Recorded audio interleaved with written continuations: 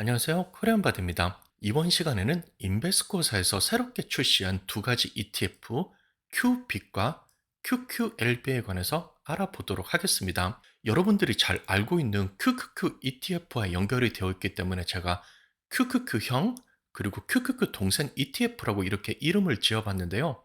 어떠한 상품인지 그리고 여러분의 투자 성향에 맞는 것인지 한번 알아보도록 하겠습니다. QQQ로 유명한 인베스코사의 프레스 릴리즈 회사 뉴스에서 가져왔습니다. 인베스코사에서 QQQ 이노베이션 수트, QQQ 자체가 워낙 유명한 상품이기 때문에 이것을 아예 브랜드화 시켰거든요. 이 QQQ에 추가하는 두 가지 상품을 만들었는데 첫 번째 것이 바로 QBIC이라고 하여서 이름은 인베스코 탑 QQQ ETF가 되겠고요. 그 다음에 또 하나 추가된 것이 QQLV, 인베스코 QQQ Low Volatility ETF라고 하여서 이렇게 두 개를 추가를 하였습니다. 정식 출시는 2024년 12월에 출시되었기 때문에 지금 영상을 찍는 시점에서 채 한 달도 되지 않은 굉장히 따끈따끈한 신상 ETF인데요. 이 두 가지 ETF에 어떠한 주식이 들어가 있고 어떠한 목표를 가지고 구성이 되었는지 알아보도록 하겠습니다. 우선 신규 ETF를 설명드리기 이전에 아마 많은 분들이 아실 거지만 이 인베스코사에서 제공하는 QQQ ETF를 알아야지 신규 ETF가 조금 더 설명이 쉬울 것 같습니다. 이 QQQ는 ETF를 운영하는 인베스코사의 대표적인 ETF로서 자산 운용 규모로만 봤을 때 이 QQQ에 들어가 있는 돈이 세계에서 다섯 번째로 큰 굉장히 큰 ETF가 되겠습니다. 첫 번째 것이 스테이트 스트릿의 스파이 ETF가 되겠고요. 두 번째 것이 뱅가드의 VOO ETF, 그리고 세 번째 것이 블랙락 아이셰어스의 IVV가 되겠습니다. 이 세 개의 ETF는 S&P 500을 추종하는 미국의 대형 기업 500개가 들어가 있는 ETF가 되겠고요. 네 번째 것이 역시 뱅가드의 VTI 토탈 스탁 ETF로서 S&P 500의 중소형주까지 포함하여서 3,700여 개의 주식이 들어가 있는 ETF가 되겠습니다. 그리고 다섯 번째가 바로 이 인베스코의 QQQ가 되겠는데요. QQQ는 나스닥 100 지수를 추정하는데 나스닥에 상장되어 있는 100가지 회사 중에서도 은행을 포함한 파이낸스 회사를 제외한 이렇게 100개의 회사가 들어가 있습니다. 나스닥 100을 추정하는 QQQ와 S&P 500을 추정하는 스파이 ETF의 지난 5년간 수익률 비교를 해보도록 하겠습니다. QQQ는 지난 5년간 플러스 158%의 성장을 하였고요. 스파이는 지난 5년간 플러스 91%의 성장을 하였습니다. 이 나스닥 100 지수의 성격상 애플, 엔비디아, 마이크로소프트, 아마존, 브로드컴 등 기술주와 성장주에 더욱더 많은 비중이 있기 때문에요.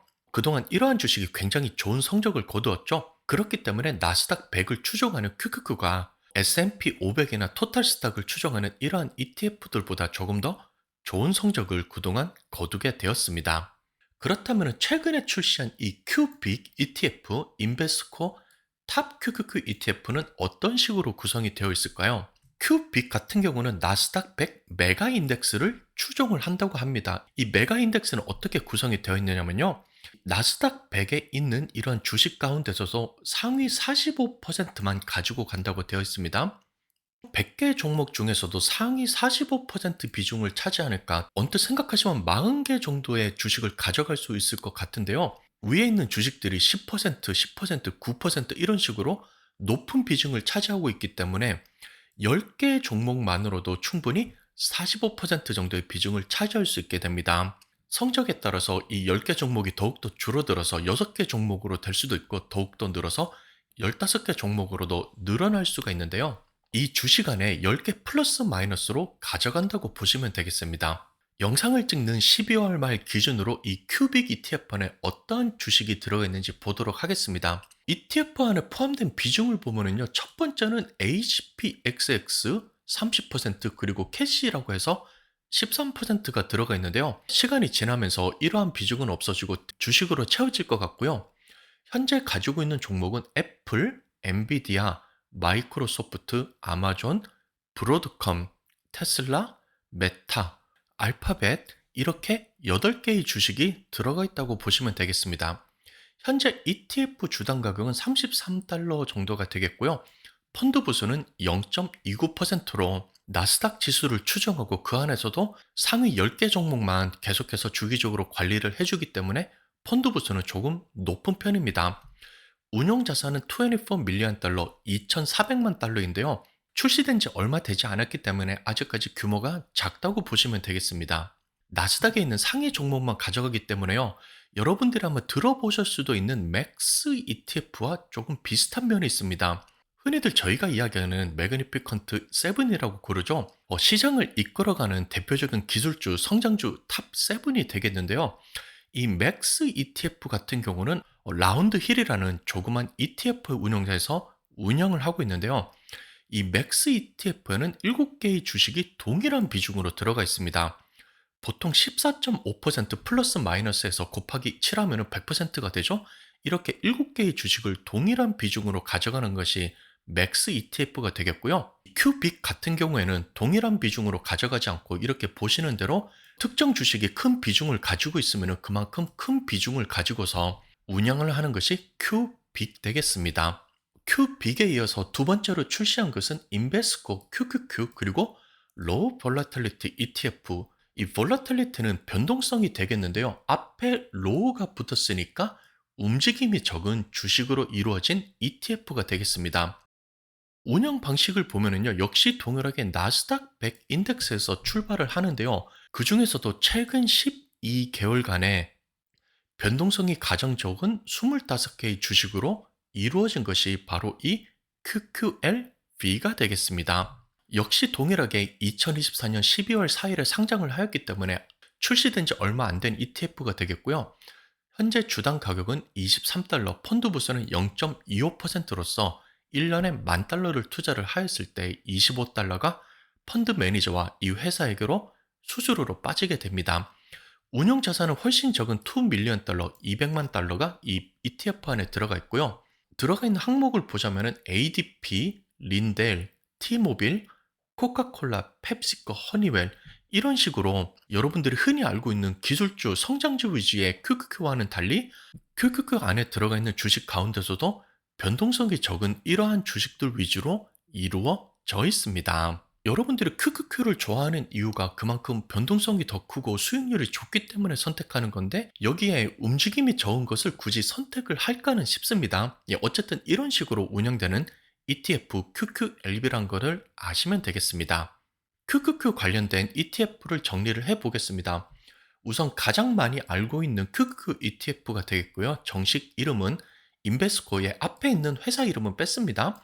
인베스코 QQQ 트러스트가 되겠고요. 포함된 종목은 나스닥 100 인덱스, 나스닥에 상장된 상위 100개의 주식 중에서도 파이낸셜 회사를 제외한 100개의 주식을 가지고 간 ETF가 되겠습니다. 펀드 보수는 0.20%가 되겠습니다. 자, 그리고 QQQM이 있는데요. 정식 명칭은 인베스코 나스닥 100 ETF로 역시 위에 있는 QQQ와 동일한 종목을 추정하도록 되어 있습니다.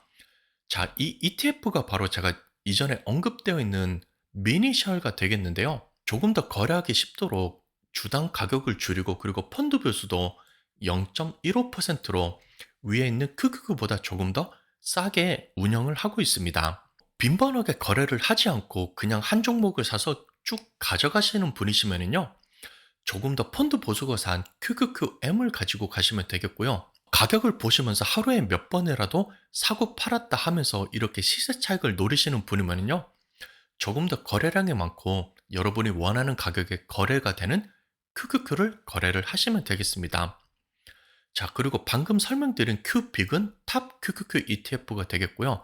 나스닥 100 메가 인덱스, 나스닥 100 중에서도 상위 45%의 비중을 차지하는 10개 플러스 마이너스 종목만 가져가는 것이 큐빅이 되겠고요.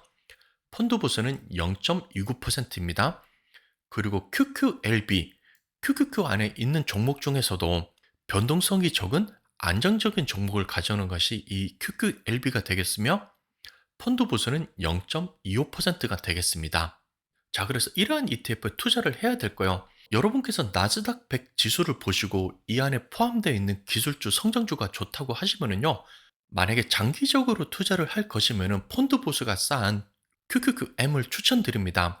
QQQ와 비교해 봤을 때 0.20%대 0.15%로 조금 더 싸기 때문에요. 장기적으로 가져갔을 때 수수료를 줄여주는 이점이 있겠고요. 그중에서도 상위 6개에서 10개 종목만 나는 가져가고 싶다. 만약에 여러분이 이렇게 7개의 종목을 체크하시면서 직접 관리를 하실 수 있으면요. 6개에서 7개 종목만 여러분이 주식을 사는 방법이 있겠고요. 나는 펀드 보수를 조금 지불을 하더라도 신경 쓰지 말고 운용사가 알아서 관리를 해주면 좋겠다. 이러면은 큐빅에 관심을 가져도 좋을 것 같습니다. 자, 어쨌든 QQLB를 제외한 QQQ, QQQM, Q빅 같은 경우는 S&P 500보다는 수익률이 장기적으로 높은 대신에 변동성이 조금 더 큽니다.